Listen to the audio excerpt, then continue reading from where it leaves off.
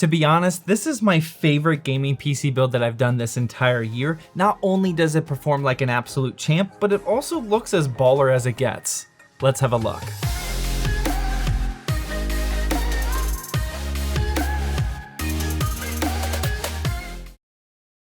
Hey, welcome to Zach's Tech Turf. Today we're going to be taking a look at what's all inside this new and very easy to copy $600 new gaming PC build guide. We'll talk about why I chose all these parts specifically and some alternative parts for you. And then of course, we're gonna benchmark it. But before we get into all that though, a quick word from today's sponsor. Today's video is sponsored by GVGMall, an online key reseller with our favorite Windows 10 Pro keys. If you're looking to remove that nasty Windows 10 unactivated watermark on your latest gaming PC, head on down to the links in the description. Here you'll find a Windows 10 Pro OEM key for under 17 bucks, but we want it cheaper than that. Select buy now and enter the discount code ZTT18 for an exclusive 18% off discount, which drops the price down to just 13 bucks. Go through the rest of the purchasing options. I'd recommend PayPal, and within a minute or so you'll get your Windows 10 Pro key. Now on your PC, click start and type in activation and press enter, choose change product key, paste in your new key, and bang, Windows 10 is now activated. This is my personal way of activating my PCs. Check out my purchased order history here, so grab a Windows 10 key for yourself with the link in the description using discount code ZTT18. Alright, so starting with the top of the parts list, we gotta give a massive thanks to Newegg and their Newegg Now program for hooking us up with both the CPU and the motherboard for today's build. This CPU is the Ryzen 3 3100, which is in stock at the time of making this video. Links for everything that are talked about today are down in the description, by the way, and this 3100 is one of the best price to performance options out there on the new market right now. This is rocking everyone's favorite Zen 2 architecture with 4 cores and 8 threads with a base clock of 3.6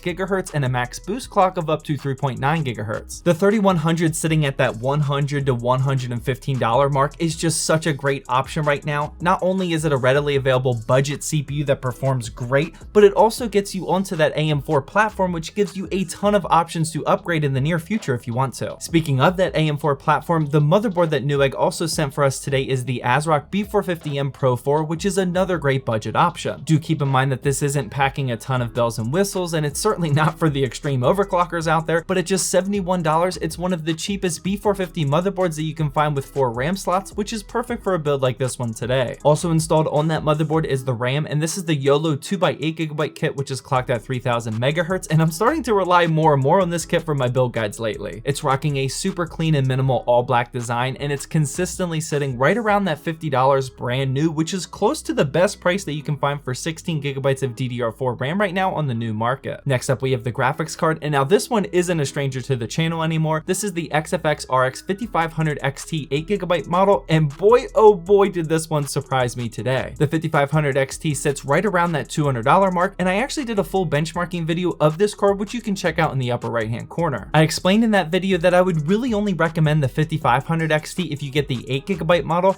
Otherwise you're flirting with RX 580 levels of performance with less VRAM, so that's obviously not a great idea, but you're about to see in the benchmarking section that this card actually cranked out some higher FPS than even I thought it would. Next up is the SSD, and to be honest, this was a last minute decision and not 100% the most optimized option out there. This is the Silicon Power 512GB model, which isn't rocking DRAM, and there's nothing too special about this. I explained in my Twitch live stream, which by the way, I live stream every single one of these PC builds over on twitch.tv/ZachsTechTurf. I hope you guys are all following me over there. I said that this SSD is perfectly fine for a budget build, but it would be nice to have a faster M.2 NVMe option for just spending a few dollars more. Speaking of budget though, the power supply I went with is the EVGA BR 450 watt unit that I picked up from EVGA B stock. This is the only part on our list today that I actually bought used, but since it's so easy these days to scoop up a nice deal on EVGA B stock, I thought it was fine for this build. The 450 BR is rocking all black cables, which we have cable extensions anyway. It's also 80+ bronze certified and rated tier C on the LTT list. Not bad for just that $25 price point. And finally, the last core component of this build is the case, and this is the Be Quiet Pure Base 500DX. This 500DX is incredibly beautiful in my opinion, and I was just so excited to feature this in a build guide. Now this does cost $100, which is pretty expensive for just a $600 build. You definitely could save some money with a cheaper $50-ish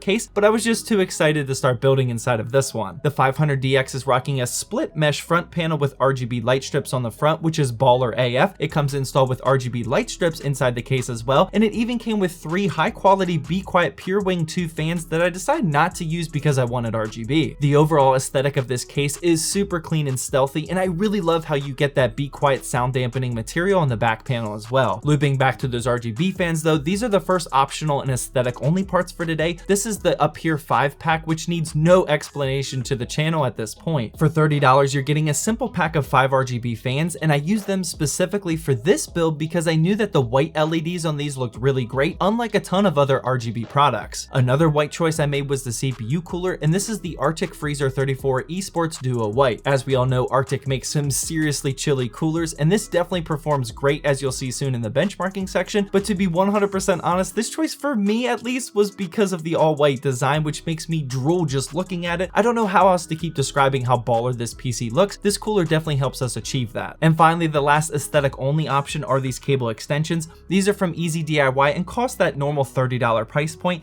and in my opinion, they just tie the color scheme of these builds together so nicely. With that being said, here's what the final parts list is looking like. Just like usual, I'm not including the aesthetic parts into the final price because you don't need them to achieve the same amount of gaming performance, and for just $600, I'm very happy with this gaming PC build. Before getting into the benchmarks, I wanted to just quickly let you know about some alternative parts. I'm not going to explain them in depth like I usually do, so be sure to let me know down in the comment section if you want me to go back to the old method that I was doing with my previous build guides. First up, you may be convinced that you need 6 cores for whatever you're doing, or just a PC to stay online, and if that's the case, then I would just recommend upgrading to the Ryzen 5 3600. That you could do perfectly fine. And if for some reason you don't want the 5500 XT, then you could definitely upgrade over to the Nvidia side of things, but there isn't really a direct competitor. You could get the 1650 Super, which is a little bit cheaper, or you can upgrade to the 1660, which is a little bit more expensive. And finally, like I said earlier, I would recommend upgrading to a better SSD solution as well. Something like the Crucial P1 M.2 NVMe would be a huge upgrade in terms of speed and lifespan. And finally, it's time to hop into these benchmarks, the first one being Fortnite just like always, and here in 1080p and Pro settings, this $600 gaming PC was able to crank out an impressive 208 frames per second. A lot of people think that I'm fighting against bots. There's no way that's a bot, man. That was definitely an eSport Pro.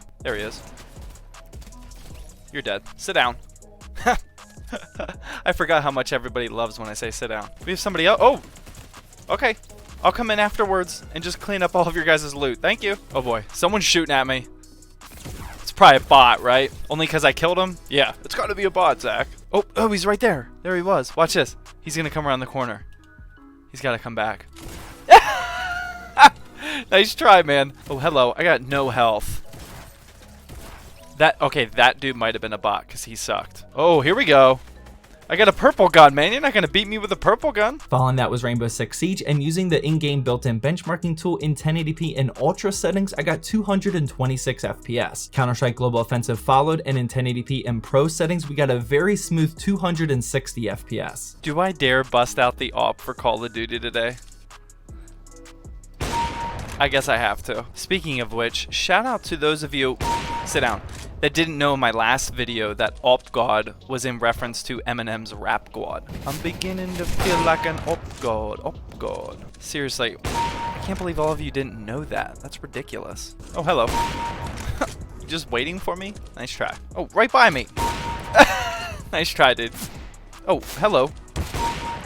Dude, I was on the other computer. What are you doing? Hello. What are you doing just crawling around like that for? You sit down too. There's gotta be somebody. There's one. There's two. And there's three. Where'd he go? There's one of them.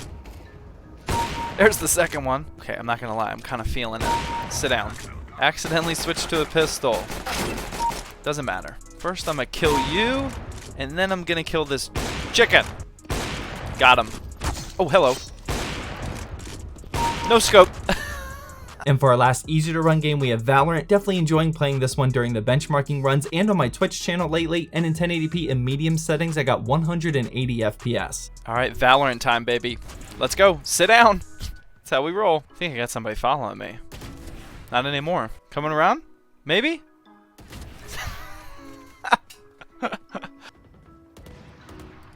Headshot, baby. Really thought someone was gonna come. Oh, there they are. I'm feeling another one though. Oh, wow, I missed that. There you go. That's all it takes, man. Sometimes it just takes 2 shots. No problemo. Sit down. And you sit down too. All right, definitely feeling it now. There's Exhibit A. There's Exhibit B. And here is Exhibit C. Do we try for D? Yep, Exhibit D. Uh-oh, I'm kind of feeling Exhibit E. Do they go that high? Oh, they do! That was a lot of exhibits. Oh, shout out to Exhibit, by the way. This dude really wants to have a sniper battle with me? Come on, man. No chance. And behind me? You don't have a chance either. Getting into the more challenging to run games, we have Far Cry New Dawn, and with the built-in benchmarking tool in 1080p in high settings, we got a very impressive 84 FPS, well over that 60 FPS target mark that I was going for. Borderlands 3 followed after that, also looking to hit above the 60 mark for this one, and in 1080p in medium settings, I got 80 frames per second. Following that, we have Gears 5. I'm not sure how relevant this one is for you guys, so please continue to let me know down in the comment section if you want to see different games benchmarked here, and in 1080p with high settings, this system cranked out 75 FPS. Assassin's Creed Odyssey followed. This is still a CPU crunching game and will certainly push the Ryzen 3 3100, and in 1080p high settings I got just on that target 60 FPS mark. And finally, for our last gaming benchmark, we have Call of Duty Modern Warfare, which is still pretty challenging to run even in just multiplayer and not Warzone, and in 1080p in medium settings I got 132 FPS. Keep in mind that you may get a few less FPS in Warzone compared to straight up multiplayer. Should I be using this new weapon? It's the Growl. It looks pretty good. Let's see what this gun can do. Okay, but I mean, it's good enough. Hello, dude. Sir. Nice sunglasses though. Can't even see. Look at that dude. We are absolutely getting owned as a team, not me. I'm personally not getting owned. I'm doing pretty good actually. This dude camping. He can't camp on me. We got absolutely destroyed this game. I didn't though. And to wrap up this benchmarking run, we have a 3D Mark times by run just like normal, and this $600 gaming PC cranked out a score of 4,759. As always, be sure to let me know in the comment section what you thought of this build and what you would personally do to change it. Big thanks again to Newegg for hooking us up with some of these parts, and finally, I hope you enjoyed this video.